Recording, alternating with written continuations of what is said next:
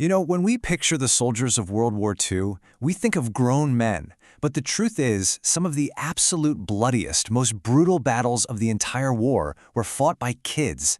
It's a shocking reality, one we don't often talk about. And today, we're going to dive into 3 of their unbelievable true stories. I mean, seriously, just think about it for a second. What were you up to? Worrying about homework? Playing video games? Trying to survive PE class?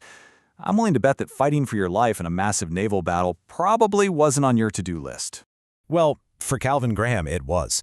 At an age where most of us are just trying to figure out who we are, he was on a warship manning an anti-aircraft gun right in the middle of the Pacific War. So let's start with him, Calvin Graham, a sailor at 12 years old. And I'm not talking about a teenager who just looked a little young. Nope, he was a literal child. 12. Just let that sink in for a moment. And he looked it too. He was only 5'2", weighed about 125 pounds. So the question is, how on earth does a 12-year-old kid convince the entire U.S. Navy to let him go to war? Well, it turns out he had some serious nerve. He was desperate to escape a really bad home life with an abusive stepfather, so he forged his mom's signature on the enlistment papers. And then, get this, he swiped a notary stamp to make it all look official. When a dentist found out he still had baby teeth, Calvin didn't panic. He just bluffed. He told the dentist he knew other underage kids the doc had already approved, and he threatened to tell everyone. The dentist caved, and just like that, Calvin was in. And things moved fast. After only 6 weeks of training, he was shipped out on the USS South Dakota. He was heading straight for the Pacific Theater, the main front against Japan. There was no easing into it. He was thrown right into the deep end immediately. And what he experienced there was just unimaginable. During a naval battle off Guadalcanal, his ship had a catastrophic electrical failure. Suddenly, they were a sitting duck in the dark. The Japanese fleet lit them up with searchlights, and then all hell broke loose. 26 direct hits in just 4 minutes. It was absolute carnage. In that chaos, Calvin was hit by shrapnel. It tore up his face, knocked his front teeth out, but instead of collapsing in shock, this 12-year-old boy got up. He saw the horrific injuries all around him, and he started pulling the belts off of dead sailors to use as tourniquets for the wounded. The presence of mind, the sheer bravery, it's just staggering. But here's the cruel twist. His mother eventually found out where he was and reported him. And the Navy he'd just bled for, they threw him in the brig for 3 months. They stripped him of his medals and slapped him with a dishonorable discharge. It took him decades, literally the rest of his life, fighting to get his honor back. His Purple Heart was only reinstated in 1994, 2 years after he had already died. Okay, our next soldier, Jack Lucas.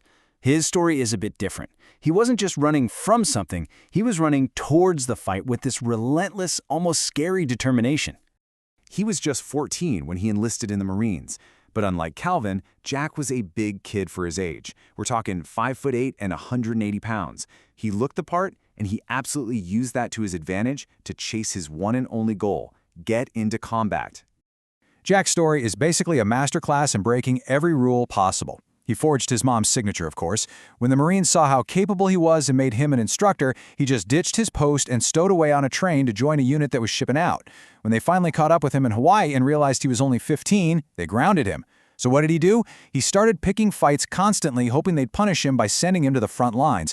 Finally, he just gave up on that and snuck aboard a transport ship headed for Iwo Jima. Nothing was going to stop him. And he got his wish. Just 5 days after his 17th birthday, he landed on the shores of Iwo Jima. The Marines had been told it would be a cakewalk, but they were so wrong. They stepped onto this black volcanic sand that stank of sulfur, right into a perfectly prepared Japanese killing field. On the second day of the battle, Jack and his fire team were clearing out a trench when they came face to face with a squad of Japanese soldiers. In the middle of the firefight, he saw it. 2 live grenades rolling to a stop, right in the middle of his team. In that split second, with no time to think, he just yelled out the only thing he could to warn the others. And then he did the unthinkable. He dove. He jammed one grenade into the soft sand with his rifle and pulled the other one underneath his body. The first one exploded, launching him into the air. But then, in a moment of just incredible, impossible luck, the second grenade was a dud. It never went off. He survived, but just barely. It took 22 emergency surgeries to save his life, and for the rest of his days, he carried over 200 pieces of shrapnel in his body. He went on to become the youngest Marine to ever receive the Medal of Honor. Our final story is, well, it's very different. It doesn't start with a determined kid lying to enlist. It starts with an unimaginable tragedy and the youngest soldier of the entire war. 6 years old, Sergei Aleshkov wasn't a volunteer looking for glory. He was a victim, just a tiny refugee who found a new and very unlikely family right in the middle of the war's deadliest front.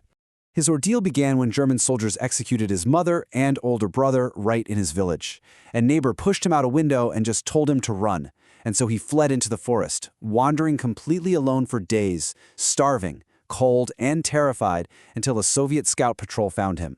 The unit's commander, who had lost his own family in the war, couldn't bear to send him to an orphanage, so he legally adopted Sergei.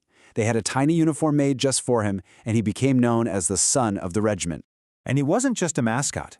During the absolute hellscape of Stalingrad, a German artillery strike buried his adoptive father in a collapsed dugout. Sergei, way too small to dig him out, ran through the shelling to find help, and he ultimately saved the commander's life. For this, a 6-year-old boy was given a medal for combat merit. So you have these 3 boys from 3 different nations, all caught in 3 of the war's most iconic, brutal battles. Their paths to get there were wildly different, but the bravery they showed, that was universal. Their stories are just such a stark reminder of what war is really like. A 12-year-old sailor at Guadalcanal, a 14-year-old Marine at Iwo Jima, and a 6-year-old soldier at Stalingrad. Each one of them performed acts of heroism that seasoned veterans would find absolutely extraordinary. These aren't just war stories, you know. They're stories of stolen childhoods, of innocence completely sacrificed in a global conflict. It forces you to ask a question. When we remember the heroes of that great war, do we make room in that memory for the children who fought and died right alongside them? And what does their extraordinary sacrifice demand of us now?